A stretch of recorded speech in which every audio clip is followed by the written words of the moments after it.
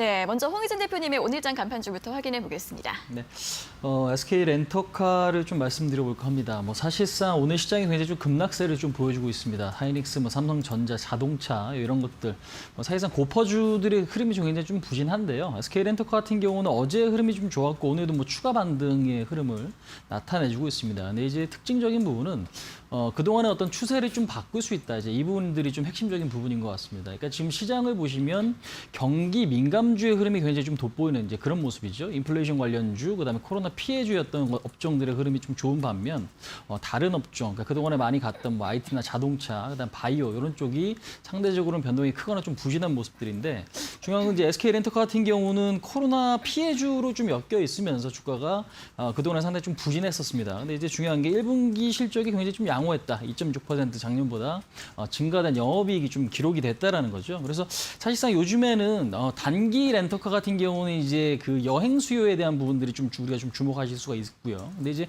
특징적인 부분이 장기 렌터카 비중도 점진적으로 좀 높아지고 있다. 그러니까 지금 등록된 자동차 대수가 108만 대 정도 우리나라 전체로 보면 렌터카가 시장이 좀 형성이 좀 돼 있거든요. 근데 이제 매달 한 10,000대 정도 계속적으로 좀 등록이 진행이 되고 있다. 그러니까 즉 시장이 좀 커지고 있다라는 거죠. 이제 그런 측면에서 봤을 때도 SK 렌터카, 레드캡 투어 이런 종목들의 흐름이 상당히 좀 돋보이는 모습들 우리가 확인하실 수가 있겠습니다. 그래서 미국 같은 경우도 지금 마스크를 좀 벗어야 된다라는 이야기가 좀 나오고 있는 시점에서 우리나라 같은 경우도 이제 확진자가 조금씩 줄어들고 우리나라 같은 경우 상반기보다는 하반기가 좀 중요한 것 같아요. 그래서 우리 이제 하반기 이슈가 보다 좀 강화될 수 있는 것들이 결국에는 이런 어떤 레저나 여행 관련된 이제 그런 섹터가 아닌가 이제 그렇게 좀 이야기 드릴 수 있을 것 같습니다. 그래서 장기적으로 본다면은 박스권 상단 라인이기 때문에 현재로서는 골든 크로스가 조금 나왔다라는 거, 특히나 이제 장기 평선이 조금 골든 크로스가 발생했다라는 거 좀 돋보이는 것 같아요. 그래서 지금 현재로서는 박스권 상단 전고점 13,000원 라인까지는 열어둘 수 있을 것 같고 그 자리가 돌파될 가능성도 충분히 좀 있지 않나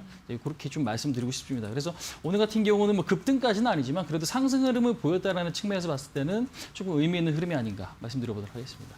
자, 이어서는 홍희진 대표님의 수익률 리뷰 먼저 들어볼까요? 네.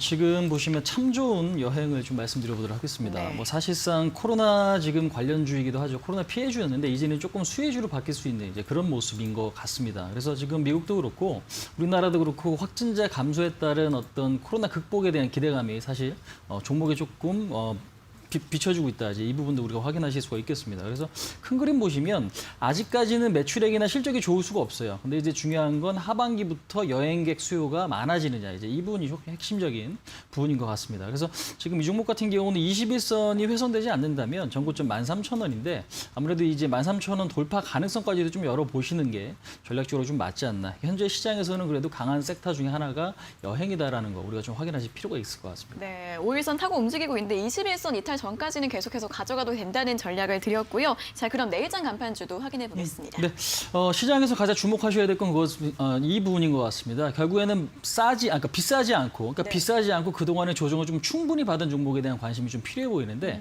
현대그린푸드를 좀 말씀드려보도록 할게요. 실적 발표하고 나서 오늘은 조금 빠집니다. 근데 네. 이제 중요한 건 음식료 오늘 CJ 제일제당이라든지 대상 이런 것들이 좀 많이 올랐습니다. 이제 이런 측면에서 봤을 때 인플레이션이 우려감이 전 세계적으로 좀 있어요. 근데 이제 인플레이션 수혜주로 우리는 좀 봐야 될 것 같습니다. 그 중에 하나가 이제 음식료다라고 좀 보시면 될 것 같고요.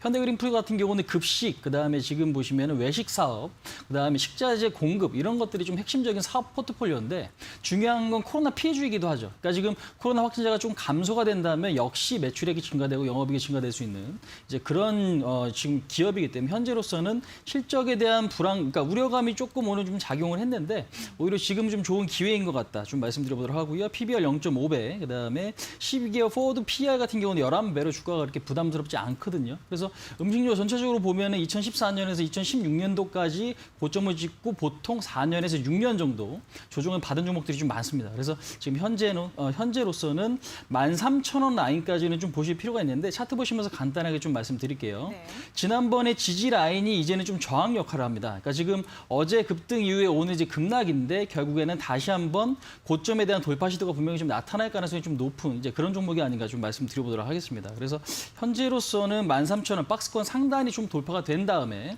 13,000원까지는 좀 노려보실 수가 있을 것 같고요. 그다음에 9,000 라인이 훼손이 되지 않는다면 결국에는 인플레이션이 우려갑니다. 그러니까 인플레이션 수혜주로 우리가 조금 극복을 하는 이제 그런 전략으로 하시는 게 좀 맞다 말씀드려보도록 하겠습니다.